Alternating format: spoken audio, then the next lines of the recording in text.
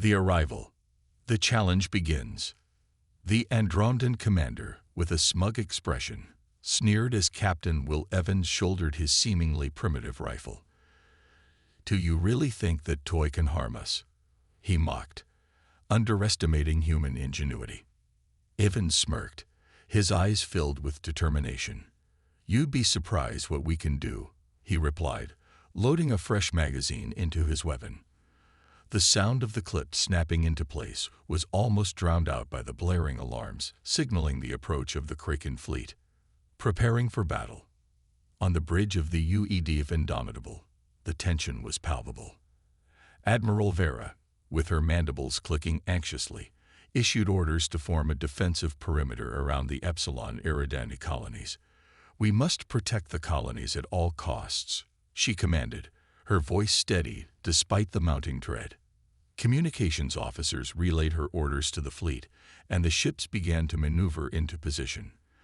The vast expanse of space around Epsilon Eridani II was soon filled with the glinting hulls of human and Andromedan vessels, all bristling with weapons and ready to defend their home.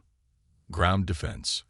On the surface of Epsilon Eridani II, Will Evans and his squad disembarked from their dropship, ready for battle. The colony buzzed with activity as soldiers and civilians alike prepared for the imminent attack. Will's pulse rifle felt familiar in his hands as he steeled himself for the fight ahead. "Captain, we've got multiple bogies inbound," reported Sergeant Hawkins, his second-in-command as he scanned the horizon with his binoculars. "Looks like the Kraken are bringing the whole damn fleet." Will nodded grimly. "All right, people, you know the drill. Stick to your training, watch each other's backs, and remember what we're fighting for." He looked around at his squad, seeing the determination mirrored in their faces. They had fought the Kraken before and knew their brutality firsthand. The first strike. The Kraken fleet emerged from the void, their numbers seemingly endless. Massive dark ships blotted out the stars, their sleek, predatory shapes an ominous sight. Advanced weapons unleashed graviton pulses and singularity torpedoes, overwhelming the Andromedan shields. Admiral Vera watched in horror as their advanced technology faltered under the sheer power of the Kraken's assault. Call for help. Desperate, Vera hailed the human ships. "EDF vessels, we need your assistance. Our shields are down, and we cannot hold them off alone." Captain Evans, listening to the transmission from the ground, clenched his fists. "All right, let's show them what we've got. Prepare for ground engagement and support the fleet from here." Human response. The human ships, previously mocked as primitive, surged forward. Nuclear missiles and kinetic weapons pummeled the Kraken ships, demonstrating their devastating power. The projectiles tore through the Kraken shields, creating fiery explosions that illuminated the dark void of space. Will's squad, using guerrilla tactics, fought fiercely against the Kraken ground forces. The alien soldiers were genetically engineered killing machines, armed with advanced energy weapons that could melt through armor like butter. But the humans refused to yield, turning the tide. In space, the tide of the battle began to turn. The combined firepower of the human and Andromedan ships pushed back the Kraken fleet. Admiral Vera marveled at the tenacity and resourcefulness of the humans, realizing there was more to them than met the eye. "Keep up the pressure," she commanded, her confidence renewed. "We can win this." The infiltration. A desperate plan. Admiral Karak, enraged by the humans' unexpected resistance, ordered his fleet to focus fire on the human ships and colony. Commander Zorak, recognizing the humans' strength, approached Captain Evans with a daring plan. "Captain Evans, I believe I have a strategy that could turn the tide in our favor," Zorak said, his tone respectful. "Your human weapons have proven their worth. I think they may be the key to this battle." Will raised an eyebrow, intrigued. "I'm listening." The mission begins. Will Evans and his team, armed with nuclear explosives, boarded an Andromedan cloaked shuttle, heading towards the Kraken flagship. The Indomitable and remaining human ships drew the enemy's fire, providing cover. "Stay sharp," Will instructed his team as they approached the massive Kraken vessel. This isn't going to be easy, but it's our best shot. Inside the flagship, Will and his Marines engaged in brutal close-quarters combat. Their superior training and adaptability allowed them to push deeper into the ship, despite heavy resistance. The corridors were a maze of alien technology and hostile soldiers, but they pressed on, determined to complete their mission. "Move, move, move," Will shouted, firing his rifle at an advancing Kraken soldier. The creature fell, but more took its place. The team fought valiantly, using every trick they knew to gain ground. Reaching the heavily guarded control room of the antimatter cannon, a fierce battle erupted. One by one, the Marines fell until only Will remained, battered but unyielding. "This is for Earth," he muttered, setting the charges. The countdown began, and Will knew he had only moments left. The ultimate sacrifice. In a last-ditch effort, Will armed the nuclear explosives, sacrificing himself to destroy the cannon and the Kraken flagship. The explosion sent shockwaves through the Kraken fleet, wavering their resolve. As the flagship erupted in a brilliant blaze, the remaining Kraken ships hesitated. The loss of their command vessel left them in disarray, and the combined human and Andromedan fleet seized the opportunity. The final push. Rallying the troops. News of Will Evans's sacrifice spread, igniting a fire within the joint fleet and the besieged colony. Sergeant Jack Hawkins gathered the remaining Marines and militia, determined to honor Evans's memory. "Captain Evans gave his life for this," Hawkins said, his voice strong. "We won't let his sacrifice be in vain. We're going to take the fight to the Kraken and drive them back once and for all." A united front. Hawkins led a small team in a daring infiltration of the Kraken's main ground base, using the terrain and the Kraken's overconfidence to their advantage. They discovered a hidden research facility, revealing the Kraken's attempts to turn captured technology against them.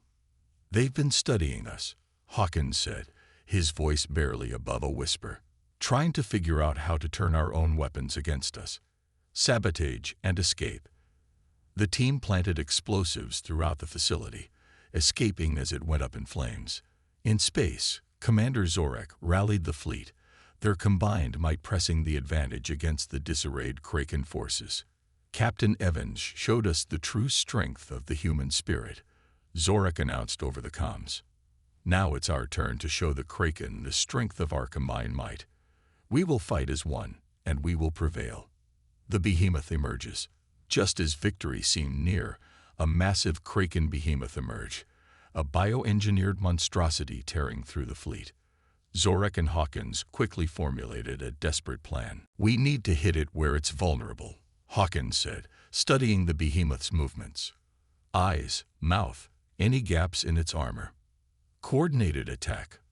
Hawkins and his sharpshooters targeted the behemoth's vulnerabilities, while Zorak coordinated a nanobot swarm to infiltrate and disrupt its systems. The behemoth's fury grew, but its movements became erratic. "Keep firing," Hawkins ordered, his voice steady. "We can take this thing down." A final stand. The behemoth launched itself toward the Indomitable. Zorak, knowing the creature must be stopped, ordered an evacuation and prepared to make the ultimate sacrifice. "This is for the Alliance," Zorak whispered, pressing the button to detonate the reactor. The Indomitable's explosion consumed both the ship and the behemoth, leaving the Kraken fleet in disarray. Victory and loss. The retreat. With their secret weapon destroyed, the Kraken fleet began to retreat. The human and Andromedan ships pressed the advantage, driving the invaders back into the depths of space. "We did it," Admiral Vera said, her voice filled with relief. "We won." Honoring heroes. The victory came at a high cost. Captain Will Evans, Commander Zorak, and countless others had given their lives. The joint fleet mourned their loss, but their sacrifices were not in vain. On the surface of Epsilon Eridani II, Sergeant Hawkins stood among the survivors, his heart heavy. They gave everything for this, he said, looking up at the stars. We have to make sure it was worth it. A new alliance. The Human and Andromedan alliance was stronger than ever. They had fought and bled together, and in doing so had forged a bond that would not easily be broken. We've proven that we can stand together, Admiral Vera said at a joint ceremony, and we will continue to do so, in honor of those who gave their lives. Rebuilding. Joint efforts. The joint colonies on Epsilon Eridani II and other planets began rebuilding. Human and Andromedan engineers worked side by side, repairing infrastructure and erecting new cities from the rubble. We've got a lot of work ahead of us, said Lieutenant Ramirez, a human engineer. But with the Andromedans' help, we'll get it done. Unity and tension. Despite their cooperation, old grudges lingered. Some Draconis and humans harbored resentment, whispering of future conflicts. Leaders like Sergeant Hawkins and Admiral Vera worked tirelessly to maintain peace. We can't let old hatreds tear us apart, Hawkins said during a meeting. We've come too far for that. Discovery. A team of archaeologists discovered an ancient vault, revealing the origin of the Void Wraiths. The enemy that nearly destroyed the galaxy had once been a human colony, warped by isolation. This changes everything, said Dr. Talia Winters, the lead archaeologist. The Void Wraiths are our own creation. The impact. The revelation ignited controversy and fear. The galaxy questioned humanity's potential for destruction, even as they celebrated their role in defeating the Kraken. We need to address this, Admiral Vera said in a council meeting. We can't let it divide us. A fragile peace. Diplomatic struggles. Amir, now an aging statesman, fought to hold the fragile peace together. He pleaded for cooperation, warning against old hatreds tearing them apart. We must learn from our past mistakes, Amir said during a summit. Only through unity can we ensure a peaceful future. Renewed conflict. Despite efforts for peace, violence erupted. Draconis extremists attacked a human colony, reigniting tensions.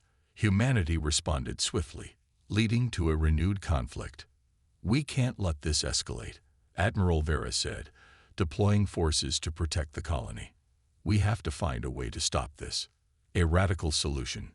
In a desperate bid for peace, Amir proposed a radical solution. Humanity and the Draconis would divide the galaxy, each retreating to their own sphere of influence. It's not ideal, Amir admitted, but it may be the only way to prevent all-out war. A new chapter. The Treaty of Separation marked the end of an era and the beginning of a new, uncertain future. The dream of unity was shattered, but small pockets of cooperation remained, a reminder of what could still be achieved. Moving forward. As the galaxy mended, the sacrifices of Captain Evans, Commander Zorak, and countless others remained in memory. Their legacy was a testament to the heights of unity and the dangers of mistrust. We'll never forget what they did for us, said Lieutenant Ramirez, and we'll keep working towards a better future. Final reflection.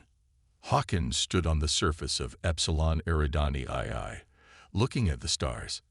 Despite the separation, he held on to hope, believing that one day humanity and the Draconis could overcome their differences and build a better future together. Legacy of sacrifice. The memorial. Years after the decisive battle, a grand memorial was erected on Epsilon Eridani II to honor those who had sacrificed their lives. It was a sprawling monument made of gleaming metal and stone, inscribed with the names of the fallen heroes. Sergeant Hawkins, now a retired military officer, stood among the crowd gathered for the dedication ceremony. The air was filled with a solemn reverence as people from both human and Draconis backgrounds came together to pay their respects. Today we remember the brave souls who gave everything for our freedom, Admiral Vera said, her voice carrying over the assembly. Their courage and sacrifice have paved the way for a future we must strive to protect and honor. A united colony. In the years following the war, the joint human Draconis colonies thrived. The cooperative efforts in rebuilding had forged a strong bond between the two races.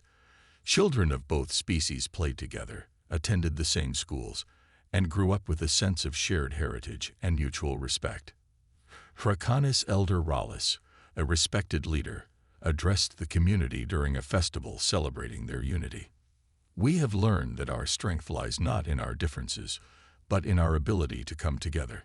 Let us continue to build on this foundation for a prosperous future. Challenges ahead. Despite the progress, there were still challenges to overcome. Hardline factions on both sides continued to push for separation, fueled by old grudges and a desire for dominance.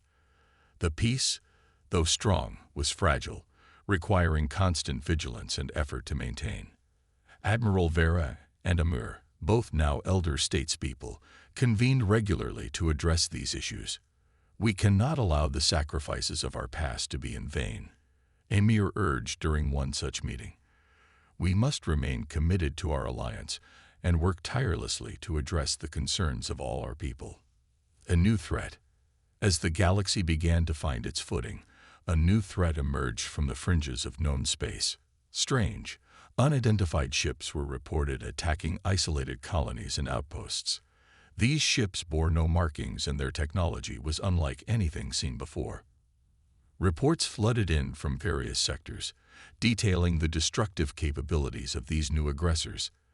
The attacks were swift and devastating, leaving little evidence behind. Panic began to spread as rumors of an impending invasion grew. An urgent summit. In response to the growing threat, an urgent summit was called, bringing together leaders from across the galaxy. Delegates from human, Draconis, Andromedon, and other races gathered to discuss a united response. We face a new enemy, Admiral Vera addressed the assembly, one that threatens us all. It is imperative that we put aside our differences and stand together once more. The hall buzzed with nervous energy as the delegates debated strategies and resources.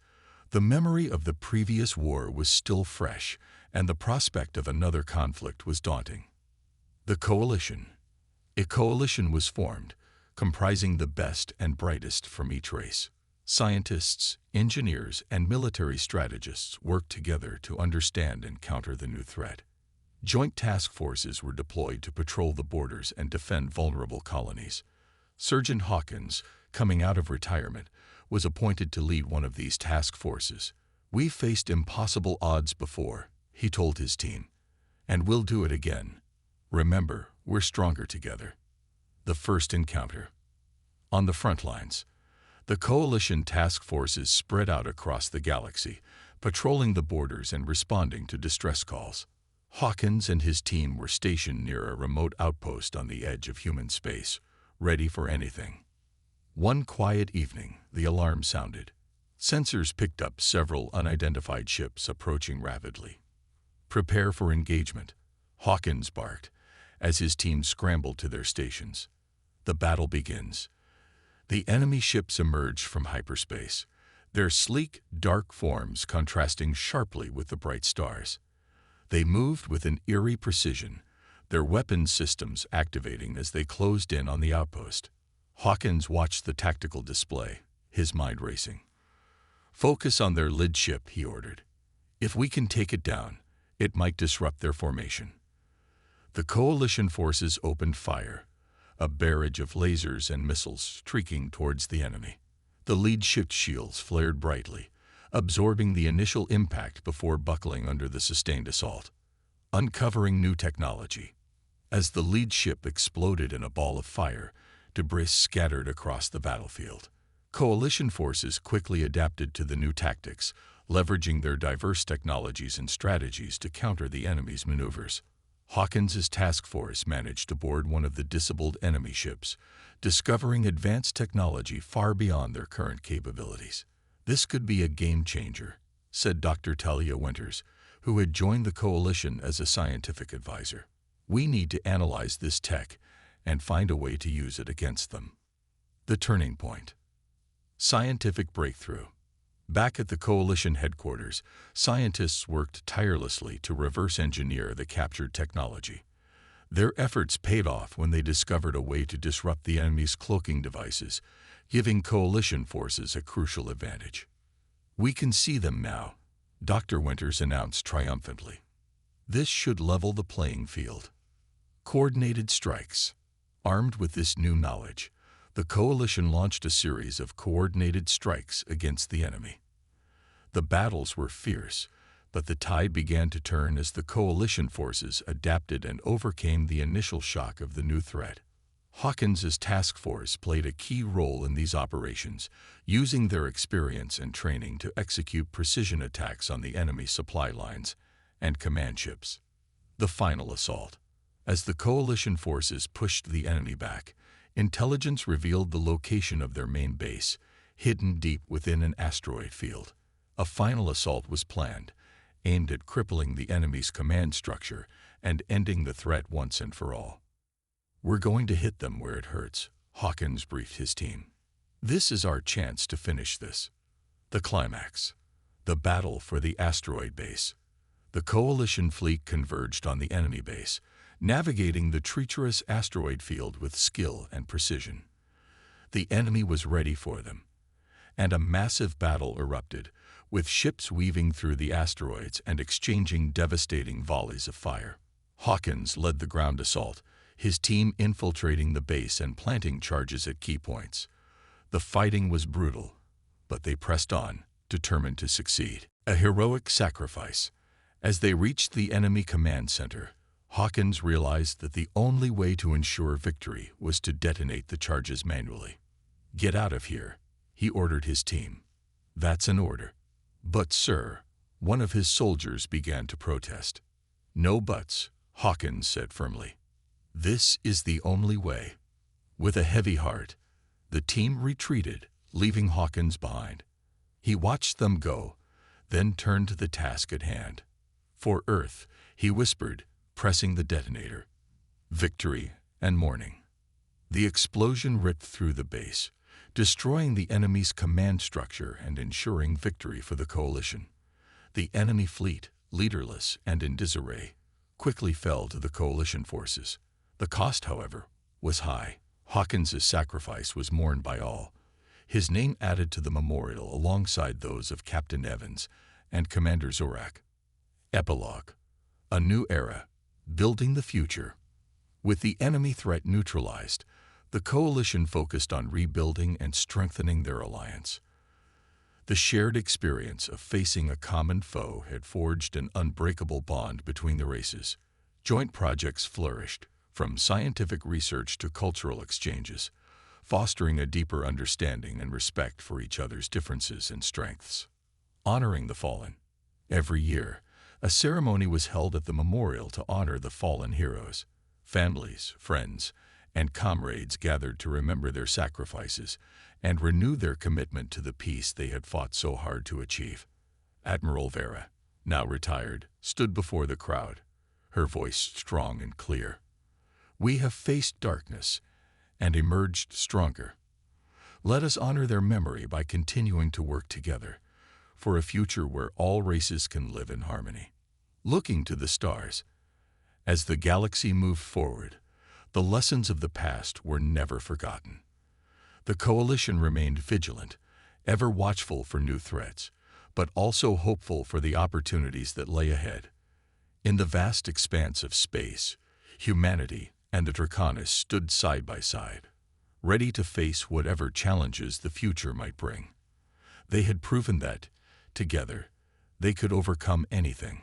Sergeant Hawkins's legacy, like those of Evans and Zorak, lived on in the hearts and minds of all who had fought and survived.